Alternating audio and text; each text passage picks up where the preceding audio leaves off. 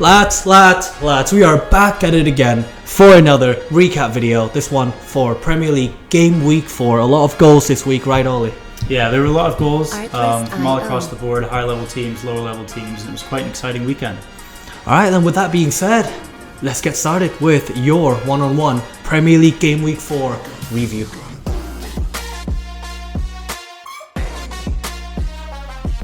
So let's start things off with the Friday night kickoff, which was the debut of Luton Town's Kenilworth Road in the Premier League, but it didn't really go to plan as West Ham, the visitors, came in and won 2-1.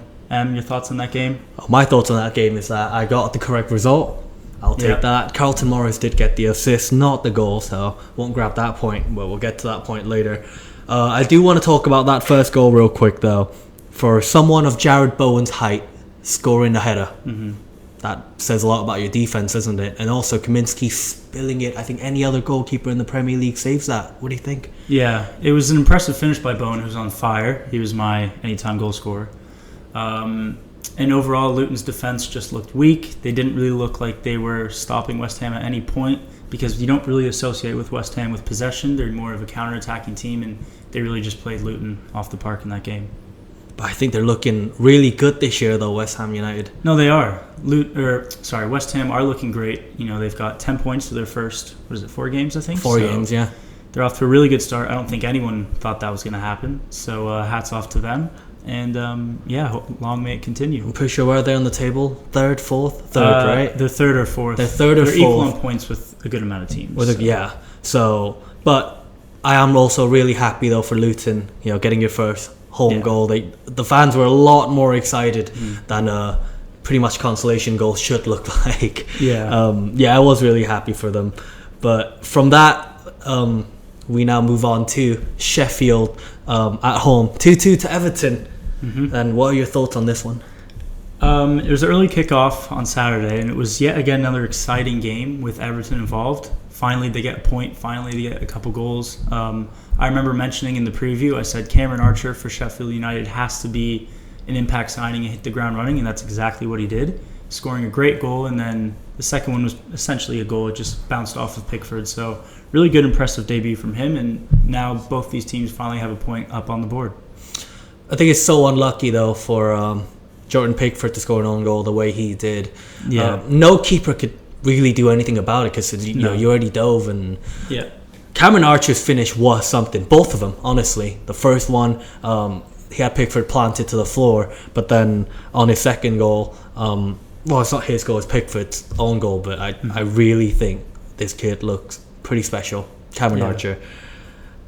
Did I get the right result for that one? I'm pretty sure I did, but I did say 1-1. So, yeah. Okay, then let's move on to the Saturday 3 o'clock kickoffs, which started off with Brentford at home to Bournemouth. Again, another 4-goal thriller, 2-2 the final score. Both teams looked like they had a good chance to win it, but both teams also defended very nicely and ended up squeezing on for a point. What do you think? I think for Brentford's opening goal, Jensen's free kick, that was really freaking That was a really good free kick. Yeah, that was really clever. Just couldn't keep it over the line, the goalkeeper. So, but when you look on the other side, though, with Bournemouth, they looked a lot better than I thought they were going to, especially coming up against a good team like Brentford. They even went ahead at one point, but Rico Henry, though, the man I picked out to be pretty crucial for Brentford ended up being crucial for Bournemouth instead, giving the ball away. But if you look at it, if you looked at that goal beforehand, Jensen actually gave it away first, which led to Rico Henry. But that's no excuse, right? No. They took their chances, Bournemouth. Solanke's finish was good too. I think 2-2 was actually the correct result in the end. Yeah, it was a fair result. Both teams had good passages of play, and especially Brian Mbeumo's goal. That turn he had, the half turn, slipping around his defender. He's really quick as well, isn't he? Yeah, he's a quick forward. So, and then slipping it past Neto. So, fair result, I'd say. I don't think any team deserved to win it, and a draw is the correct result on what happened. Then we're going to move on to Burnley at home to Spurs. I picked the draw. Yeah, why on earth would you do that? Why would you do that? I don't know. I'll admit I was wrong. I was wrong. We are looking at a different Tottenham side to the last 10 years. You know, no more Conte, no more Ryan Mason, no more Jose Mourinho, just Ange Postecoglou. No more Nuno. No more Nuno Espirito Santo, just Ange Postecoglou. Yeah, that was such a great result. I mean, going down early, 3 minutes or 4 minutes on the clock, for the first time in I'd say 2-3 seasons, I wasn't worried.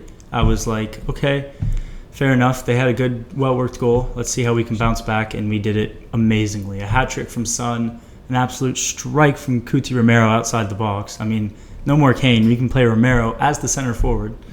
No, I'm kidding. But that was just a great shot. And then James Maddison doing what he always does, a great outside-the-box goal, and he is just flourishing in this team. It's the perfect fit for him. It's the perfect fit for Spurs supporters. And honestly, the start to the season, 10 points through 12, honestly could not have gone any better. So what about Sonny then? He does what he did last year actually against Leicester, if my mind is serving me right. Yeah, he scored a hat-trick in a big win. Yeah, except that one was off the bench. That one was off the bench too, which made it a bit more impressive. But here's my question though. Is he going to be able to keep it up, or is he just simply going to slow down and stop performing like he did last year? I'm very confident in my answer to this question. Sonny has to be the number 9 from now on for Spurs. Richarlison had his chance and he really didn't take it. A lot of fans were saying put Sonny in that number 9 role, and he just played beautifully. He didn't have that many touches, but 3 really well taken goals. And to his credit, last year he was dealing with an injury the entire year. He just didn't want to say anything because he didn't want to derail the team or get out of the team. And overall, it was a great performance from him, and I am so confident he'll keep up this goal-scoring form if Postecoglou keeps him in the number 9. And honestly, if that's the case, I think he's going to go for over 30 goals this season. Over 30 goals. I'm so confident in that. Because you saying he's Erling Haaland level? Well, Kane scored 30 last season, 31. And last year was all about Kane. This year's all about a whole team play. That's why Sonny only had 25 touches, because everyone else was doing their role perfectly, and Sonny just had to put away the goals. I think 30 goals is really hard to top, but it is. But I say best of luck to you. It's a new transformed Tottenham Hotspur side with great players and Brennan Johnson. Yeah. The last thing I do want to point out though was Pedro Porro's assist for the final goal. Yeah. A perfectly weighted ball. Pass. That actually reminds me of the assist that, if I'm not mistaken, who gave Marcus Rashford that assist against Arsenal? Eriksen. Christian Eriksen. Mm-hmm.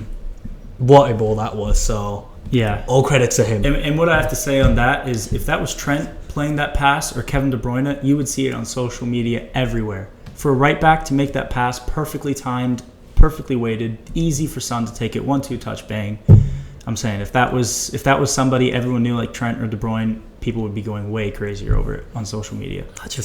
So Burnley then, how do you think their season's going, and how well do you think they played or not well in this game? I think their season's definitely off to a bit of a rocky start, right? Yeah. Vincent Kompany, I feel like he's been playing sort of the same way he has in the Championship last year, although that did bring him a lot of success. I don't think it's going to work out in the Premier League, and he needs to seriously adapt to the play style of the big league. Yeah, absolutely. Because you saw what Brentford did when they came up and they had a great season in the Championship. Thomas Frank, who's one of the best coaches in the league, adapted to the style of play of the Premier League, because it's such a huge difference between the Championship and the Premier League.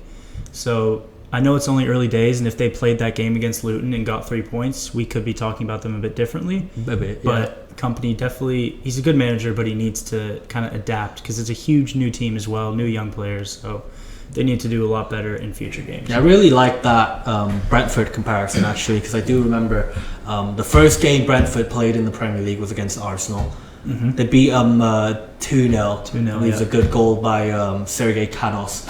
And I watched that game. And that is the perfect example of adaptation into the Premier League. I mean, they've been such a good side ever since. Mm-hmm. Yeah, we can't say the same about Burnley, right? So far. No.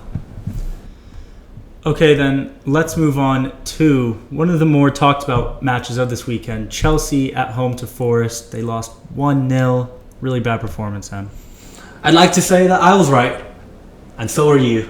All right, you did tip Anthony Elanga having a big game and finally, stepping up and helping Nottingham Forest, which he did exactly that. Mm-hmm. I also said Nicholas Jackson is shite, and What about that miss then? Tell me about it. You gotta agree with me. No, the miss was terrible, but I still have a lot of faith in him because his expected goals is so high. And I know you can't count everything on statistics and metrics, but if you have expected goals that high, the goals are just slowly going to start coming up. But yeah, really bad performance and really bad miss. I actually disagree with that. I think with a high expected goal, that actually proves that he can't finish. He has a great number for expected goals, but like a low goal count, 1, right? He got 1 goal all season with, as we spoke about yesterday by the pool, the highest expected goal in the league, right? Is that Chelsea? Nicholas Jackson? Yeah. Well, Jackson's missed the most big chances in the league. Jackson's missed the most big chances. Yeah. I think that's a huge red flag.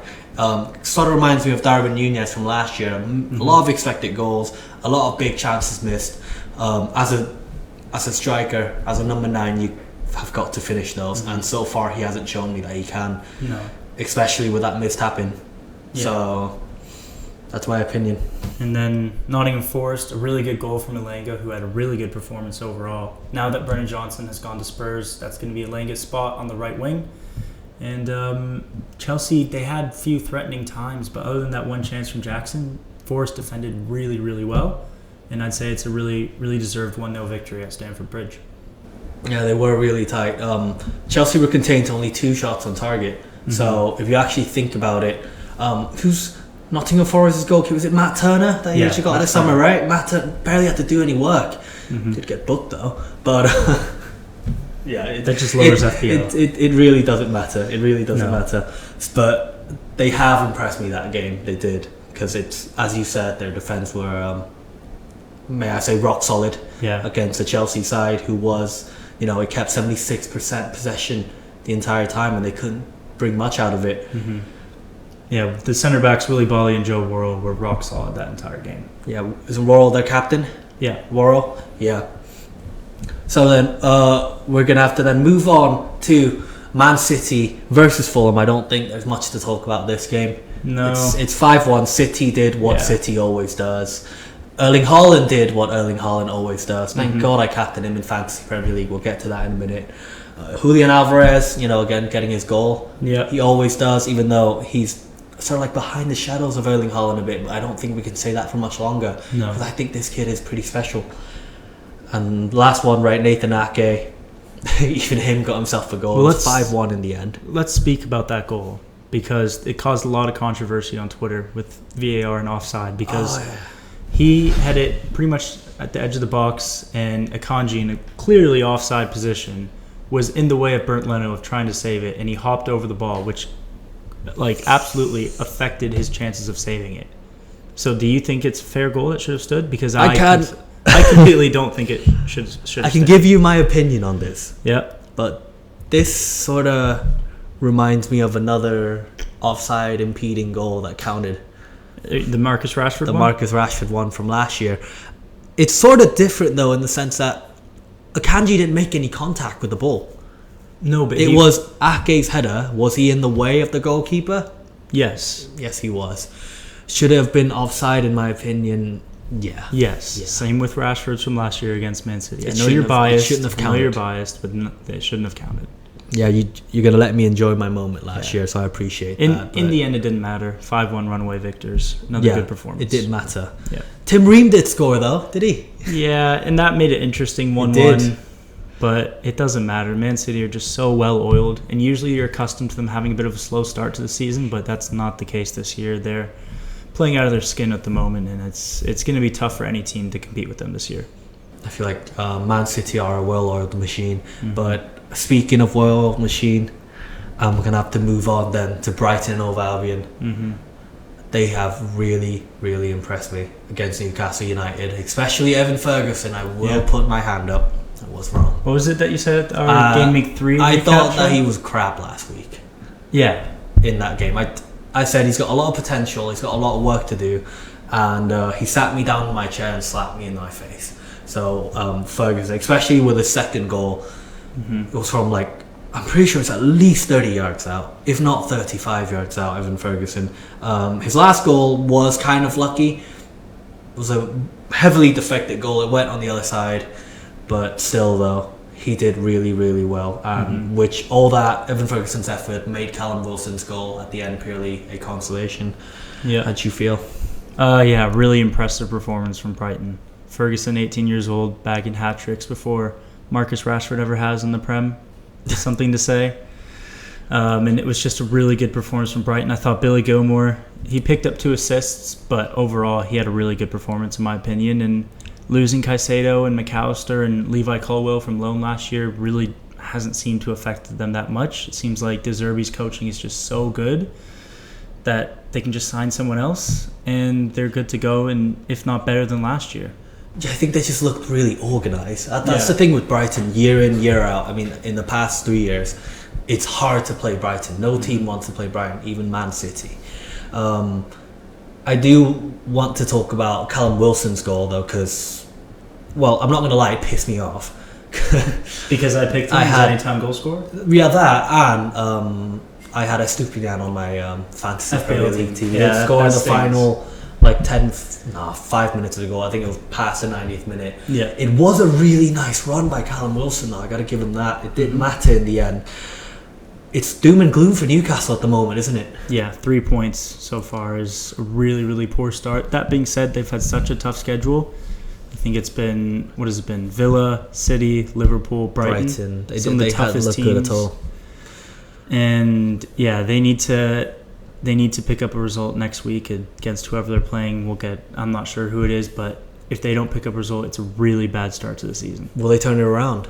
What do you think? Will Eddie Howe turn it around for Newcastle? Actually, I wouldn't be surprised if we see Howe sacked soon.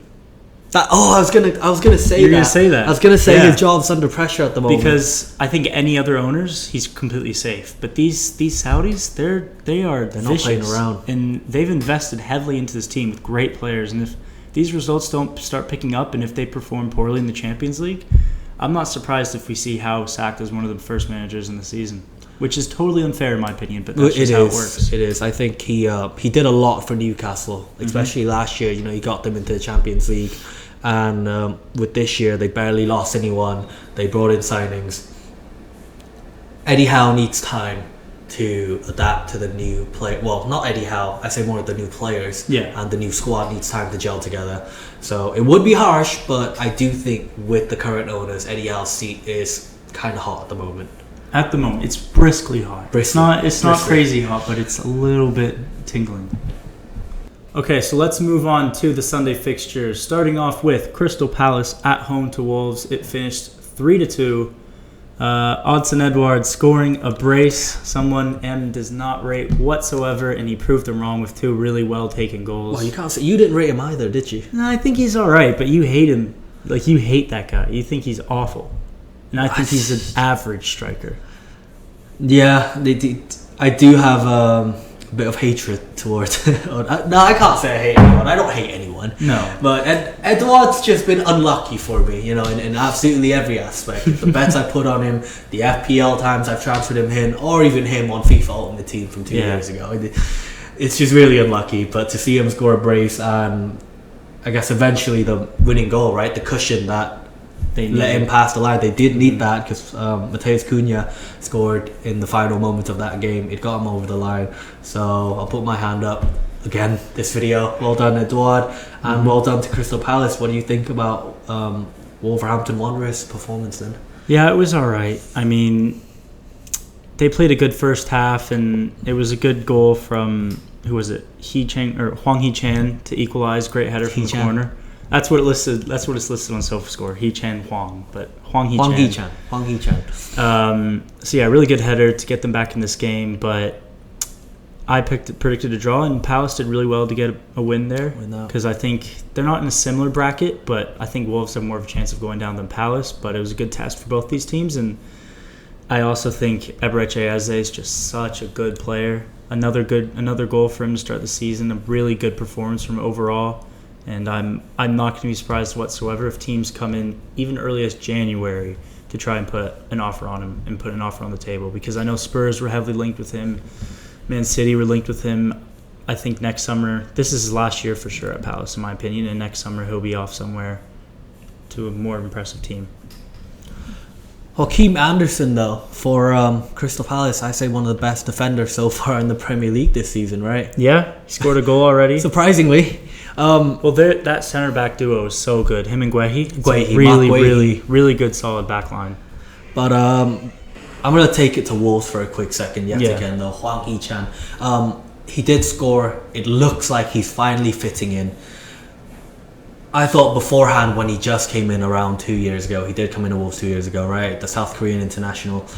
He just looked, I felt like he was out of place. He was not used to the culture. Every single time I see even a team photo or a team video, he would just be sat in the corner on his own. I would just simply like to say how happy I am for him because, you know, playing in England is big for him. It's great. So yeah, I'm really happy for the kid. We do though have to move on to the next game, which I have been proven wrong again, right? Yep. What did you say? 3-2? I said 2-1 to Aston Villa. It ended up being 3-0. Liverpool played them off the park. Yeah. And Dominic Szoboszlai, or Sausages, however you like to say his name, did score a goal for you. My in-time goal scorer. I was so happy. And what a finish it was. Outside the box, left foot. Really, pretty much a great word to describe it. It's just a rocket. It was a good goal for him to start off his campaign because he's had a really good start to life under Klopp and with Liverpool. And overall, it was a really commanding performance from Liverpool. Villa didn't look threatening at all, really, which is a bit odd considering they beat Burnley 4-1, they beat Everton 4-0, and then they just looked a bit meh against Liverpool.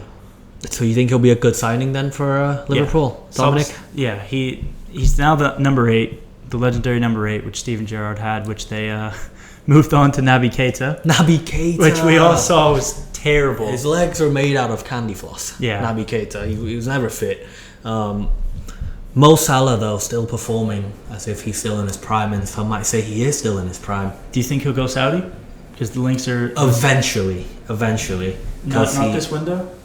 No. Because the Saudi window's still up for just under a week now. I don't think so. No chance. But they're offering like 250 million. It's the money, but like Mohamed Salah has been there for Liverpool, I say, through thick and thin. But he's Muslim and he wants to... I was going to get to that point, right? There is that connection there, the Muslim culture for Mohamed Salah and going to Saudi Arabia. But I think Liverpool means way too much to this guy. He won the Champions League with them. He won them their first ever Premier League title, actually, back in 2020. Yeah. That whole COVID year. How do you think Darwin Núñez has looked then? He's looked a lot better than he did this time last year, for sure. I don't know about that. You don't think so? He had a great game against Newcastle, and then against Villa, it was the same old Darwin from last year. He should have had a hat-trick easily. He came away with no goals. So I'm still not convinced by him whatsoever. I think it's just an off game. This season, he's going to be a lot better. So Nicholas Jackson, was that not an off game? No, it wasn't, because I don't think... the same players. Nicholas Jackson needs time. Darwin Núñez has had his time, and I think now it's his time to shine. So that's my opinion. A team that has really confused me this season, though, Aston Villa. It's just like a roller coaster ride for them, isn't it? It is. They lost big to Newcastle in the first game week, then went on to perform really well, only then to be slapped by Liverpool again. And I honestly don't know what's going on. Like Matty Cash, who I said was great, even scored an own goal this game. It was unlucky. There's nothing much he could do about it. They barely had the ball. Liverpool had the ball 2/3 of the time. About half the amount of shots that Liverpool had. Just no pressure on Liverpool at all game. They might as well were playing on the training ground. They weren't there. Yeah. What's next for them? For Villa? For Villa. Well, they got another injury, Diego Carlos. So losing both him and Mings is not a good start. But I think they just need to pick up points against teams either their level or lower their level, build up confidence, and then try to go again at a big team. Because against the big clubs that people thought they may be competing with for European spots this season, like Newcastle and Liverpool, they've been way off it. So, what about Zaniolo? He had a half an hour worth of playing time. What do you think of him? Yeah, how did he do? His cameo was quite good actually. He was quite bright. I think with the players that was on with him, he was the only really one providing bright patches for Villa. So I don't know if he's officially going to start slowly starting for them. But it was a good cameo from somebody who's kind of been out of the game for a few years because he fell out of form and love with Mourinho and Roma. Went to Galatasaray and was all right, but it's just the Turkish league. No disrespect to them. It's just not a top 5 league level. It's not up to standards. So I thought for someone making his debut in the Premier League, it was actually quite impressive. For Zaniolo. Yeah. I don't want to do this. I don't want to have to do this. But we are moving on to the final game of this game week. Yeah. Dare I say, again, the match of the week is the final week of the game. Arsenal beating Man United at home 3-1. Yeah. I'll let you do the talking. You don't want to talk on this one? It makes you love football. Not me. Yeah. But a game like that, it makes you love football. I guess I can. Screw it. When Garnacho scored that goal, or lack thereof, made it 2-1 for Man United, I think it's the happiest I've been for a very, very long time. And then to find out that he was offside by the skin of his teeth, only for Arsenal to go the other way. When that goal was rolled out, same as Declan Rice, I felt like Arsenal was definitely going to go on to win this one. Declan Rice said it is done out for them, or something similar to the lines of that, they're going to beat us after that goal was disallowed. Yeah. We do have to look at the first goal, though, scored by Marcus Rashford. It was an excellent finish, and we've already mentioned this before. It was an excellent ball by Christian Eriksen. Yep. From then on out, though, I think it was actually a pretty even game. We had our fair share of attacks, both with Man United and Arsenal. Odegaard scored that goal to equalise. We shut off right after we scored. We fell asleep. Yeah. And they were able to grab an equaliser less than 2 minutes after that. Go on then, your opinion. So I think as a neutral, it was a really good game. And like you just said, after Rashford scored that goal, which was, I was kind of uninspired by the defending by Ben White on that, and Saliba, because Ben White kind of just let him go by. He wasn't aggressive, and then Saliba kind of stood there. So that was a bit odd for me to see, because I think Saliba is one of the best center halves in the league. But then to just completely switch off, 38 seconds later for Odegaard to score is just so bad. You cannot be doing that, especially away at the Emirates to last year's second best team. Really, really poor turnaround for United after they scored. And then, you say it was even, and I think it was. I think a draw maybe could have been a fair result. I think Arsenal overall probably deserved to win the game. But yeah, I thought your new boy Højlund's half-an-hour cameo was quite impressive. He was a really good physical presence in there, battling with Gabriel, and that flick for Garnacho's goal. Was really impressive. But after Declan Rice scored, it was done. Jesus skinned Dalot, sent him to the shops, and made it 3-1, and that was that. And really, really good, entertaining game to end the week.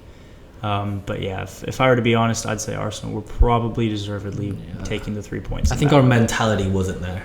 Well, it hasn't been there for like 5 years. It hasn't. I'm so upset to talk about this, and we're back at ground zero again, and worse than ground zero. We're going to talk about Man United centre-back situation. I don't know how we ended up with a partnership of Harry Maguire and Johnny Evans. In 2023. In 2023, they were Leicester's centre-back partnership for a while when they were a bang-average mid-table team, and that is what Man United look like at the moment, a bang-average mid-table side. I remember 10 years ago watching football with my father, and we were joking about how crap Johnny Evans is, how he's going to make these mistakes, and oh my word, he's done it again. And I didn't think he would haunt me 10 years later, but here we are. Johnny Evans deflected it, and Declan Rice got his goal. Some would say Onana should have done better, but I think so. I'm a firm believer in if a goal's deflected, I will never ever blame a goalkeeper, because it was so near. It was around 6-7 yards out. Declan Rice took that with a lot of power. I think Onana did well to even get a hand on it. So yeah, but he did get his entire hand to it. Like he got that whole part of his hand to it. Yeah, you can say jelly wrist if you want to. His wrist was pretty weak, but that's going into the technicalities. The goal, however, in the end was deflected. I'll say this. I was such a big believer that United need to get rid of De Gea, but De Gea saves that, I'd say, every day of the week. De Gea saves that. That's what De Gea was good at, though. He's a great shot stopper. Yeah, and what Onana brings is the distribution. Like, I don't know if you saw, but once he had the ball, Arsenal just didn't press you guys. They didn't press when Onana had the ball, which is such a good thing to have. They were worried that Onana's going to pick someone out. Yeah. But overall, you could put up for discussion that De Gea would have saved Declan Rice's shot. Our defense, unlike last year, is in trouble too. 4 games played, 8 goals conceded. Yeah, that's for really one of the best defense in the Premier League last season. Now it's turned around this year. Our entire game plan last year was built on a good defense. I don't think it's here anymore. I think serious improvements needs to be made on the coaching side, on the human side. So what do you think of the Ten Hag comments after the game and then Sancho's response to him on Twitter? I don't know. I don't know who's lying. I don't know who's telling the truth. Most people are believing Jadon Sancho. Eric Ten Hag came out somewhat sort of threw Jadon Sancho under the bus a little bit. He wasn't good enough in training, and at first I thought, hey, that's ruthless and that's what a manager should do. But then for Jadon Sancho to come out with these comments, so shortly after he had all these issues with his mental health and being gone for so long last season, I'm just worried that this is going to become a huge mess. I can see it going down the line of the Cristiano Ronaldo saga. I just don't want it to go down there. I think Jadon Sancho is a good player. I think he has a lot more to prove than his first 2 years under Ole Gunnar Solskjaer and Eric Ten Hag. I just beg with every element in my body that it doesn't go down that way. No. Yeah, just behave. Both him and Eric Ten Hag. I'm not picking sides here. I'm just saying it could get really, really messy. So let's move on then to the FPL segment of our recap show. I finished on 81 points. How much did you finish on, Em? I finished on 74 points, which brought our final gap down to 9 points. The points tally should be on the screen right now. 258 for Ollie to my 249. Yeah. It's a close one, isn't it? It's a close one because we were just talking about this. Last year, Em was ahead by so many points, and I had to keep catching up, and I eventually did. But this year, it looks a lot closer, a lot of similar players. I mean, whoever doesn't captain Haaland is kind of dumb at this stage of the game, so our captain choices are going to be pretty similar from now on out. But I'll take my 81 points. I did leave 12 on the bench with Cameron Archer. I know. And 5 with Matty Turner. And 5. I haven't had a goalkeeper keep a clean sheet this entire year until I could put Turner on the bench and he keeps a clean sheet. But that's the beauty of FPL. Overall, I'm happy. Pretty much, how many players? 1, 2, 3, 4, 5, 6, 7 of my 11 players returned. I'm happy with that. So, yeah. Then now we can move on to my team. I am really happy that my Trent Alexander-Arnold investment finally paid off. He's even got 3 bonus points in the game against Aston Villa. And what did he do? He got an assist too, did he? Yeah. He did get an assist as well, ending with 12 points. Thank God I captained Erling Haaland, a massive 40-point haul. Yeah. Which pretty much carried my entire score because my only 2 other players to return are Saka and Matoma. Really? Unfortunately, Saka, yeah. But that's the story of 2 big players absolutely carrying my team. 52 points alone from Trent and Erling Haaland. For my team next week, well, that's up to the next video. I do want to move us to our final section of the video, which is our fun little prediction game that we had going on starting last week, right? Yep. So after the first week of predictions, I finished on 13 points. M finished on 10, was it correct? I did finish on 10 points, but I had a lot of wild bets I put on, as it, not Nicholas Jackson. He's stuck in my head. He's living right in my head, man. Such as Aston Villa beating Liverpool or Chelsea beating Nottingham Forest 5-0, which backfired. And you can't blame me for putting money on my team to beat Arsenal. Again, the absolute opposite thing happened. I said it was going to be 3-1. It was 3-1, just for the wrong side. At least I got the anytime goal scorer right in that game. How'd you think you do that game week then, Ollie? I was quite happy with it. 3 points ahead is a good start. I think I picked a lot of anytime goal scorers. I had Jared Bowen. I had Heung-min Son. I think I had a couple, obviously Erling Haaland, Dominic Szoboszlai. So I'm happy with those predictions. A lot of my goals, or what the final scoreline would be, was a bit off, but for the first time ever doing this, I'm happy with what I got, and I think it's going to be close, just like FPL, between the two of us throughout the entire campaign. All right, then that should sum us up for yet another game week recap video. This one, game week 4. We will actually see you next weekend for our Premier League predictions. We're going to go the full table post transfer window, because I seriously do not believe in any Premier League predictions before all the transfers are made. And now that we have all the transfers under our belt, we can make a good prediction video for you lot to watch. So that's out next weekend. But for now, we'd like to say thank you for watching the videos. 2,000 subscribers is an absolutely incredible milestone. For a channel that's this new. I mean, I can't express how grateful I am for all of you. And you, mate. You've done fantastic so far. Thanks for that. Thanks for 4,000 views now, or 7,000 views. Which one is it? On the first the first video. Last time I checked, it was 4,000. 4,000 views, right? Which never in my wildest dreams, I think, ever videos in, we would get to this stage. So thank you so much for everyone who's watching. But we do encourage you though. To keep doing the same thing. Keep watching these videos. Keep liking them. Drop more comments down. And the most important part, give us a subscribe. Turn that notification button on so you will be notified every time we upload. But for now, you have been watching the Game Week 4 recap with One-on-One with M and Ollie. Till next time, goodbye.